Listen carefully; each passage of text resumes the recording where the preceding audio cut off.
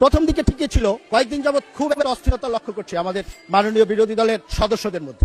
আমি খোঁজার চেষ্টা করেছি যে কি কারণে এই অস্থিরতা। আমি একটি জিনিস খুঁজে পেয়েছি, অস্থিরতার কারণটি হলো 111-এর যে তত্ত্বাবধায়ক সরকার ছিল সেই সরকারটি সবাই জানেন সেনা সমর্থিত তত্ত্বাবধায়ক সরকার বলা হয়। আর গত 18 মাস যে সরকারটি ছিল সেই সরকারটিকে কিন্তু এই যে আমাদের আজকের যারা বিরোধী দলীয় নেতৃবৃন্দ আছে সেই জামাত ইসলাম এবং এনসিপি সমর্থিত সরকার হিসাবে সবাই সেই সরকারটিকে অবহিত করেছে। মাননীয় স্পিকার, গত 18 মাস যে আরামে ছিলেন সেই আরাম এখন আর হচ্ছে না। এই কারণে আমাদের অনেক সমস্যা হয়ে যাচ্ছে মাননীয় স্পিকার। কারণ আমি প্রমাণ দিয়ে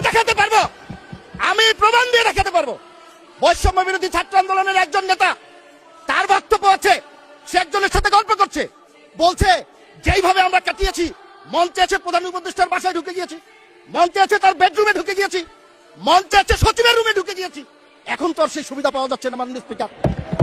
সমস্যাটা মাননীয়